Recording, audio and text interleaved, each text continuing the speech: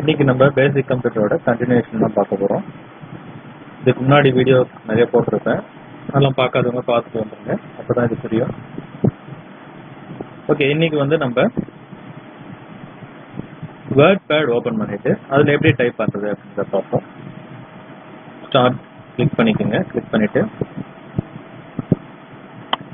கீழே வந்துடுங்க. இந்த இடத்துல கீழே வந்து விண்டோஸ் ஆக்சசரிஸ், WordPad வேற, MS Word வேற. WordPad வந்து டிஃபால்ட்டா வர சாஃப்ட்வேர், அதாவது OS இன்ஸ்டால் பண்ணும்போது அதிலே வர ஒரு வேர்ட் எடிட்டர், அதாவது டெக்ஸ்ட் எடிட்டர் சாஃப்ட்வேர் தான் WordPad. ஏற்கனவே நோட்பேட் நம்ம பார்த்துருப்போம். நோட்பேட்ல எப்படி நம்ம டைப் பண்றது பார்த்துருப்போம். அதே போல தான் இது கொஞ்சம் டிஃப்ரெண்டா இருக்கும். நோட்பேட்ல ஜஸ்ட் ஒரு எந்த ஒரு எக்ஸ்ட்ரா ஃபீச்சர்ஸும் இருக்காது, ஜஸ்ட் டைப் பண்ணுவோம், அதை அப்படியே சேவ் பண்ணுறோம். WordPad கொஞ்சம் ஈஸியாக இருக்கும். அதாவது அலைன்மெண்ட் சேஞ்ச் பண்ணுறதா இருக்கலாம், கலர் சேஞ்ச் பண்ணுறது, இது எல்லாமே, பிக்சர் இன்சர்ட் பண்ணுறது, இது எல்லாமே வந்து இதில் பண்ண முடியும். இப்போ நான் வந்து WordPad ஓப்பன் பண்ணிட்டேன். WordPadல இதுதான் பிளாங்க் ஷீட் ஒன்று இருக்கும். இந்த இடத்துல வந்து நம்ம என்ன வேணால் டைப் பண்ணலாம். நான் வந்து வெல்கம் அப்படின்னு டைப் பண்ணுறேன். ஓகே, இப்போ இந்த வந்து ஒரு ஹெட்டிங் அப்படின்னு வச்சுக்கலாம். இப்போ இந்த ஹெட்டிங்கை நம்ம எங்கே எடுத்துகிட்டு வரணும், சென்டரில் எடுத்துகிட்டு வரணும் அப்படின்னா, இது வந்து லெஃப்ட் அலைன்மெண்ட்டில் இருக்குது. இந்த இடம் பார்த்துக்குங்க, இந்த இடத்த ஒயிட் கலர் இருக்குல்ல, இதுதான் வந்து ஒர்க் ஏரியா. இதுக்குள்ளதான் கரெக்டாக, இதுக்கு நேராக இதுதான் நம்ம டைப் பண்ணணும். அப்போ இந்த இடம் இருக்குது கிரேல இருக்குது வந்து மார்ஜின். இது லெஃப்ட் மார்ஜின், இது வந்து ரைட் மார்ஜின். மார்ஜினை நம்ம இன்க்ரீஸ் பண்ணிக்கலாம். இந்த இடத்துல போயிட்டு கர்சரை கரெக்டாக கிளிக் பண்ணிட்டு ட்ராக் பண்ணலாம்.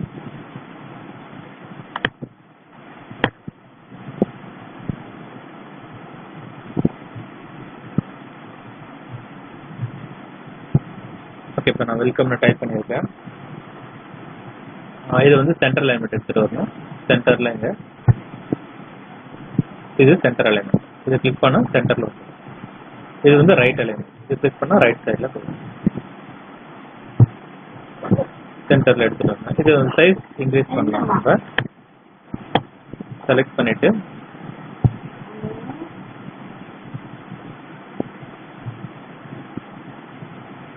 சைஸ், ஃபாண்ட்டோட சைஸ் எவ்வளோ வேணாலும் நம்ம வச்சுக்கலாம், ஹெட்டிங்க்கு ஏற்ற மாதிரி.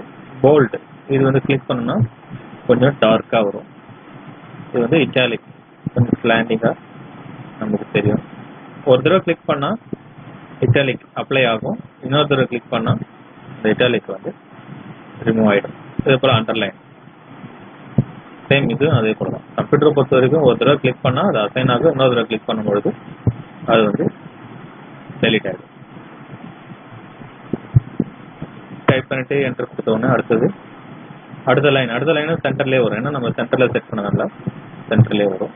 லெஃப்ட் அலைன்மெண்ட் இதையும் வந்து நம்ம கிளிக் பண்ணிக்கலாம்.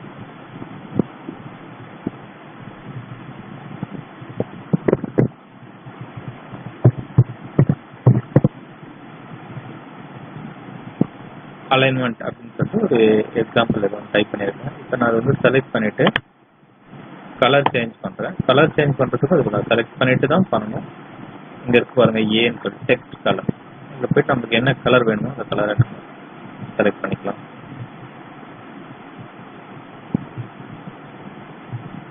ஒவ்வொரு டெக்ஸ்ட்டுக்கும் நம்ம இது போல் கலர் கொடுத்து சேஞ்ச் பண்ணலாம். அடுத்த லைன் வரணும்னா என்டர் தான். எப்படியே நம்ம நோட்பேடில் என்டர் கொடுத்து அடுத்தடுத்த பேஜ் டைப் பண்ணுறோமோ, சேம் அடுத்தடுத்த லைன் டைப் பண்ணுறோமோ அதே போல் தான் இதையும் பண்ணணும். அலைன்மெண்ட்டை சேஞ்ச் பண்ணி நம்ம டைப் பண்ணலாம்.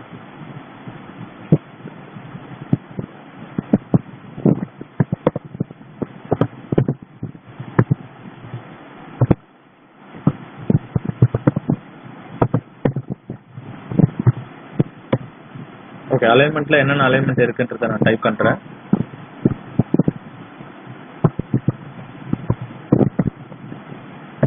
Left alignment, right alignment, centre alignment,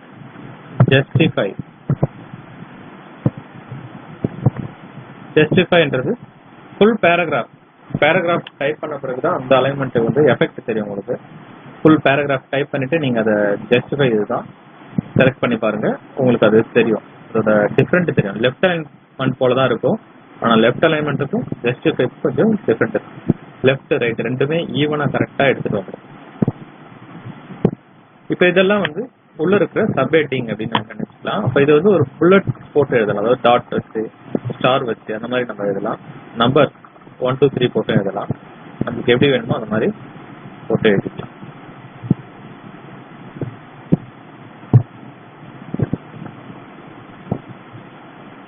colour கூட நம்ம அதுக்கு சேஞ்ச் பண்ணிக்கலாம், வேற ஏதாவது கலர்.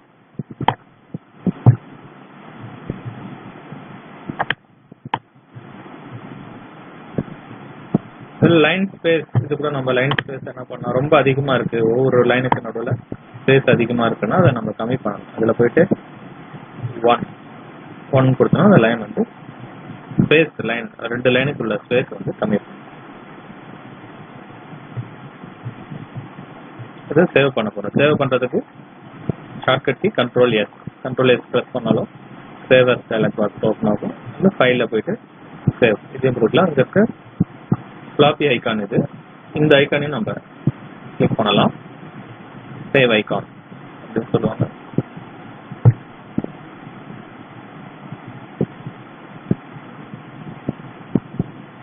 நம்ம ஃபோல்டர் எங்க இருக்கோ அங்க போய் சேவ் பண்ணணும். ஏன்னா நம்மளுக்கு வந்து சேவ் பண்றதெல்லாம் நம்ம ஃபோல்டர் தான் சேவ் பண்ணி ஆகணும். நான் ஏபிசி ஏற்கனவே கிரியேட் பண்ணது, இதில் வந்து நம்ம சேவ் பண்ண போறோம். இந்த ஃபைல் ஃபார்மேட் வேற, ரிச் டெக்ஸ்ட் ஃபார்மேட் ஆர்டிஎஃப். நோட்பேட்னா டிஎக்ஸ்டி அப்படின்னு வரும். இமேஜ் அதுக்கு வேற வரும், பிஎன்ஜி அது போல ஒரு ஜேபிஜி இதெல்லாம் வரும்.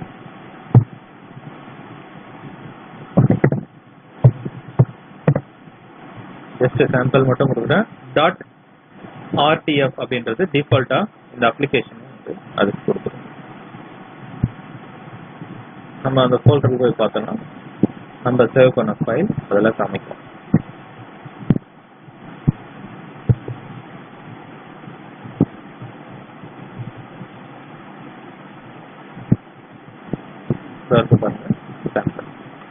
ரைட் கிளிக் பண்ணி ப்ராப்பர்ட்டிஸ் போய் பார்க்குறோம் அப்படின்னா அந்த ஃபைலோட சைஸ், என்ன மாதிரியான ஃபைல், டைப் ஆஃப் ஃபைல் எங்க இருக்கு பாருங்க, ஆர்டிஎஃப் ரிச் டெக்ஸ்ட் ஃபார்மேட், அதோட சைஸ் எவ்வளோ, 612 பைட் சைஸ், அதை பற்றி டீடைல்ஸ், எப்போ கிரியேட் பண்ணது, எப்போ மாடிஃபை பண்ணது, எப்போ ஆக்சஸ் பண்ணதுன்னு சொல்லிட்டு எல்லா டீடைல்ஸும் எந்த ஒரு ஃபைலுக்குன்னு இல்லை, எந்த ஒரு ஃபைல் எடுத்தாலும் சரி அதை பற்றி டீடைல்ஸ் வந்து இந்த ப்ராப்பர்ட்டிஸில் போய் நம்ம பார்க்கலாம்.